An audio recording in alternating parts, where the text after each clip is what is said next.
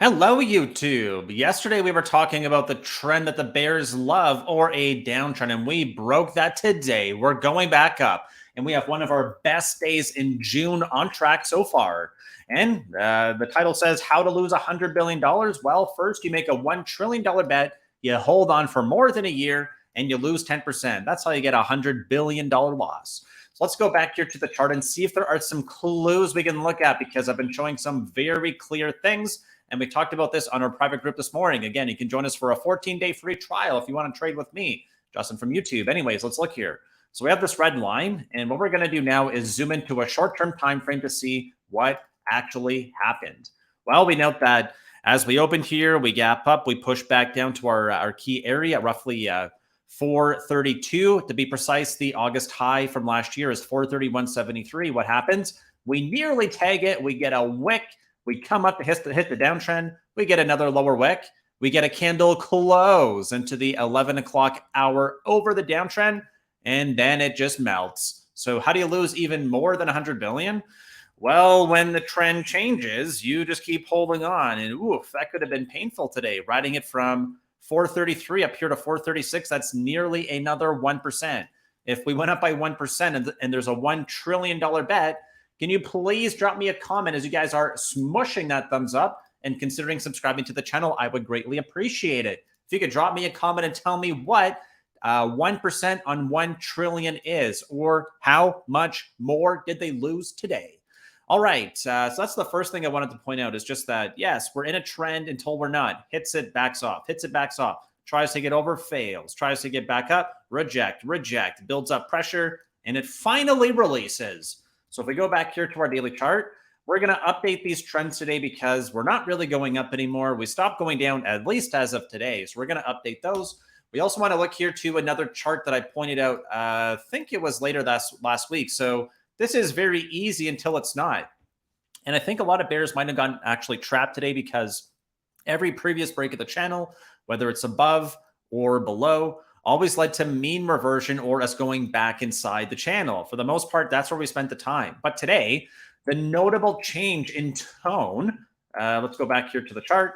The notable change that I saw was this. I saw that we got powerful volume at the open. I noted a lower wick. So we got a failed breakdown right here. We get over, we close an hour over, and then they try to reject it just like they did on this session here. Sorry, on these candles. So we get over, form that higher high, they drill it, and take it back down. Over here, they weren't able to. We form a hammer, new candle opens, they try to push it down, and then it just slingshots up.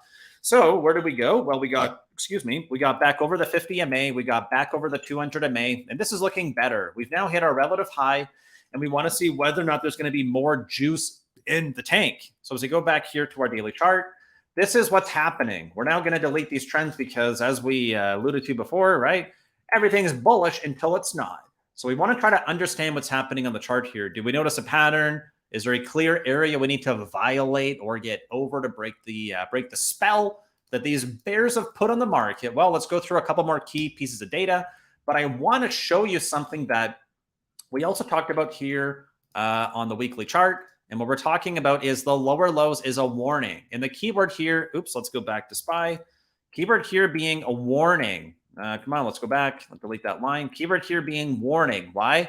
Well, a lower low is one thing. Closing below the low, that's a different thing. So what do we have right now?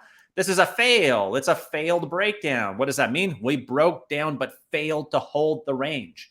And on the weekend deep dive, what we talked about was that the S&P, QQQ, and I think it was XLV were the holdouts. What do we have? Failed breakdown on QQQ. We're up by a point or 0.36% on the week. XLV yesterday, we pointed this out. It appears like it might be leading. It got a massive failed breakdown yesterday, and now it's coming back down by about 0.8%. So we're not quite sure what's going to happen here. But as we look at all these other charts, like the ones that were broken on the weekend, we got RSP, lower high held. We made it back above the low, which created the breakdown last week. And now we actually have a nearly bullish engulfing candle on RSP, or equal weight S&P 500. We go here to the Dow, failed breakdown. So this is going to be very important as we go into the end of the week. Let's look at one more here, like the Russell. Last week's low, 180.05, 180.37. They saved it higher low. It's only Tuesday. We want to remind ourselves of one more thing here, too. We're closing out not only the weekly chart on Friday, we close out the weekly, the monthly, and the quarterly. And bonus points for anyone who can drop me a comment and tell me what window dressing is, because we want to be very mindful of that. So let's go over the seasonality chart in a couple of minutes, but let's get through the rest of this. So fear and greed, we're back into extreme greed. So what would I expect? Well, I don't want to just see defense. Defense for me means defending the low. I want to see offense if there's truly greed in this market, which means I want to see us back above 438.37. What would that imply? It would imply we're going to be seeing a gap fill to the upside. We're going to fill this upside gap, and then I don't know. We can never be sure. We noted the two gaps we're looking at here. We got this lower one, and we also have our upper one. So if we think about this upper level here, is there any other significance to it? Well, oh, I forgot about this, Justin. That's right. So let's zoom in nice and close for those boomer eyes. We'll make this nice and big. And as a favor, if you guys can please consider smashing that thumbs up and subscribing to the channel. We put out stock market videos every single day. So here's what we got. We got a pattern.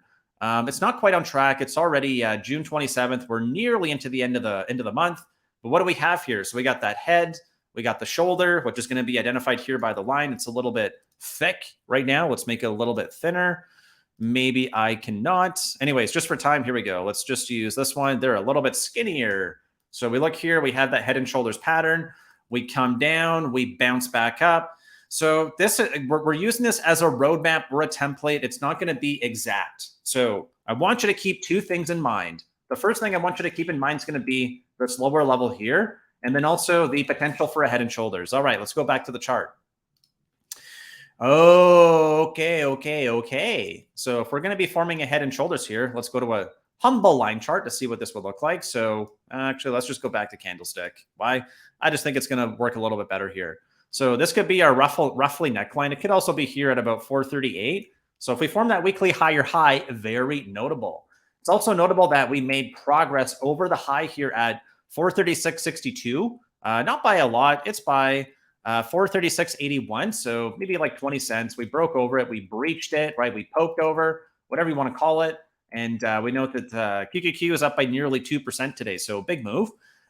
If we're going to make it all the way up here to the gap fill, for me, if we fail to get over it, that would form the head and shoulders. So that's the first thing. Second thing here is that we're now into the later part of the month.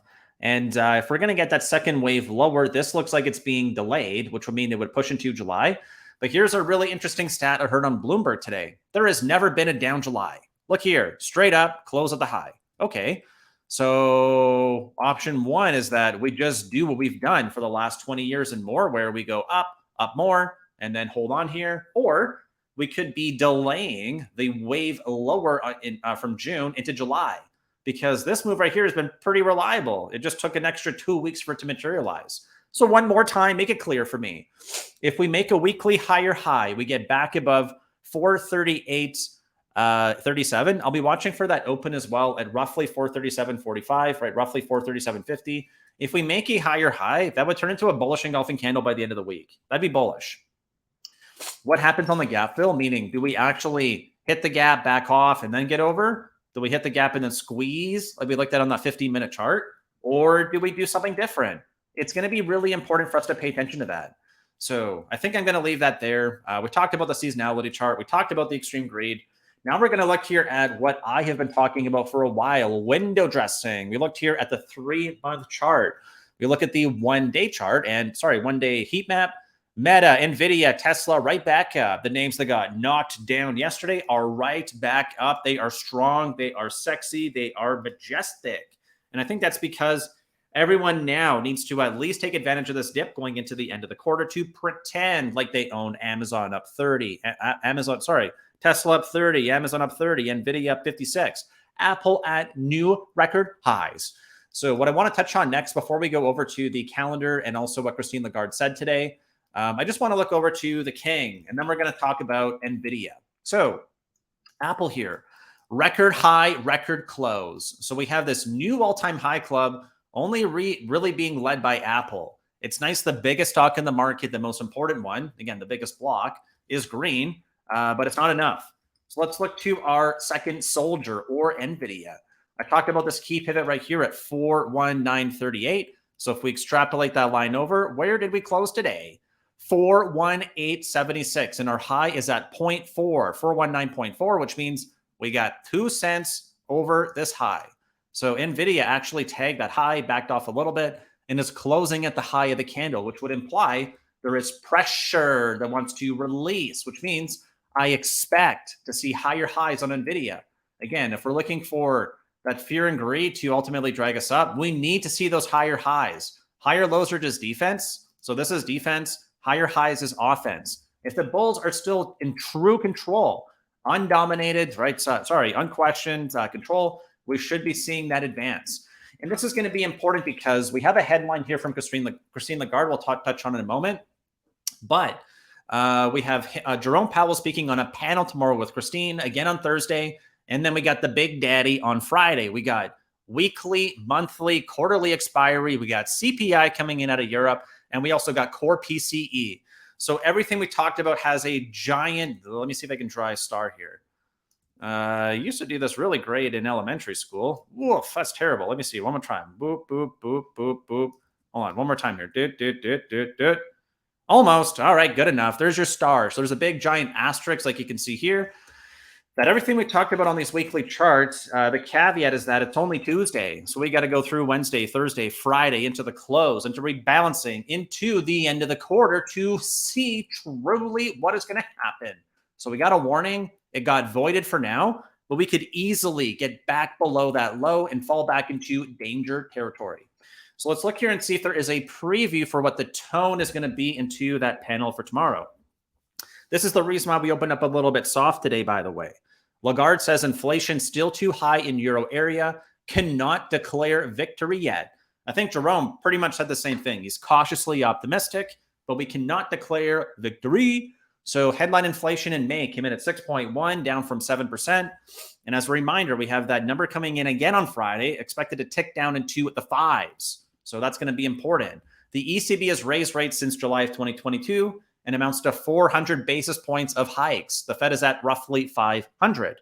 Market players have priced in another rate increase next month and are considering another move in September. So as she ponders and she's wondering what to do, what to talk about with the big daddy, Jerome, I encourage you to watch our weekend review, which is now queued up here on the left-hand side, to give you my deeper thoughts on why the stage is set. The move is going to be big. And with that said, I thank you so much for watching, and I look forward to seeing you tomorrow. Thank you.